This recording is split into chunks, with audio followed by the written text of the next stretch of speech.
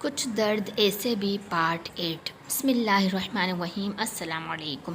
بکواس بند کرو، تم اپنی احتشام داڑا سچ کہتی تھی ماما، تم سے شادی کر کے میں بہت پچھتاؤں گا، اور وہ بات صحیح ثابت ہو رہی ہے۔ احتشام غصے سے کہتا ہوا نکل گیا اور مصباح وہیں بیٹھ کر اس کی اتنی تلخ باتوں کو سوچ کر رونے لگی۔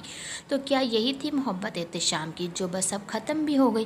مصباح نے پھوٹ پھوٹ کر رونا شروع کر دیا تھا۔ کتنی دیر وہ بے بسی کی مورت بنی بیٹھی رہی، پھر اٹھ کر کپڑے بدل کر سو گئی۔ اس سے نہیں پتا پھر کب احتشام آیا اور سو گیا، اسے کوئی خبر نہیں تھی، اور نہ ہی احتشام نے اسے جگانا ضروری سمجھا۔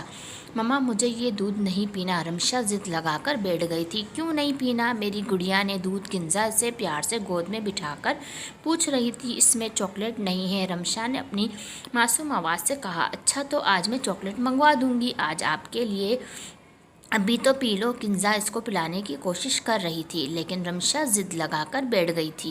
کنزا ابھی سوچ ہی رہی تھی کہ کیا کروں جب رمشا گود سے نیچے اترنے لگی اور دودھ کا گلاس کنزا کے ہاتھ سے نیچے گر گیا۔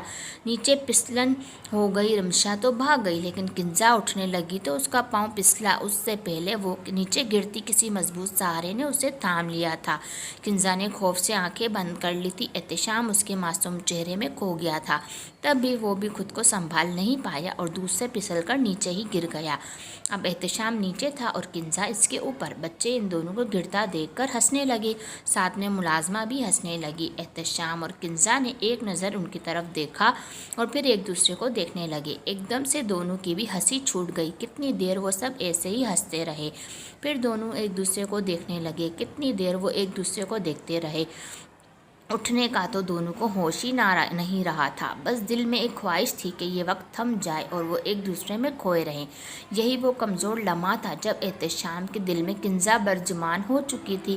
پاپا میں آپ کو اٹھاؤں، مجھے ہاتھ دیں۔ سعد وہیں آ گیا تھا اور اب اپنا معصوم ہاتھ اپنے پاپا کے سامنے کر کے کھڑا تھا، جس کو احتشام نے تھام لیا تھا۔ کنزا کو سہارا دے کر وہ دونوں اٹھ کے کھڑے ہو گئے تھے۔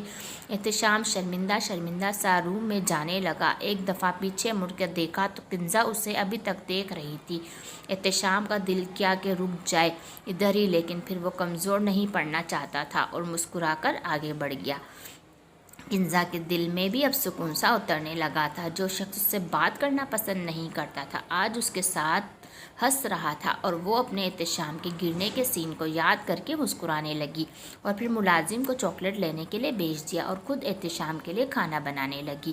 صبح کے ٹائم احتشام نے مصباح کو نہیں بلایا تھا۔ وہ حیران تھی کہ کتنا بدل گیا ہے، لیکن وہ ہر بات سے انجان تھی کہ ان سب کے پیچھے کلثوم بیگم کا ہاتھ ہے۔ احتشام آپ مجھ سے ناراض ہیں؟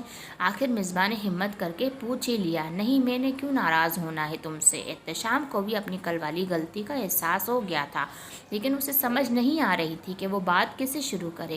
اب مصباح نے شروع کر دی تھی تو وہ بھی اس سے بات کرنے لگ گیا۔ دن بہ دن دونوں کا پیار بڑھتا جا رہا تھا اور کلثوم بیگم کو ان کا یہی پیار کاٹ کھانے کو دوڑ رہا تھا۔ اس نے مصباح کی ہر بات پر اعتراض کیا، احتشام اور اس کے درمیان لڑائی کروانے کی بہت کوشش کی، لیکن مصباح سمجھ گئی تھی وہ احتشام کے ساتھ لڑائی نہیں کرتی تھی، احتشام کی چپ کر کے سن لیتی تھی، اور پھر احتشام کا جب غصہ ٹھنڈا ہو جاتا تو وہ اسے منا لیتا تھا۔ اسی طرح لڑائی جھگڑے اور پیار محبت میں خدا نے انہیں ماں باپ بننے کا شرف بخش دیا تھا، اور معصوم سا سعد اس دنیا میں آ گیا تھا۔ میری ویڈیو کو like, share, subscribe and comment ضرور کیجیے۔ جزاک اللہ۔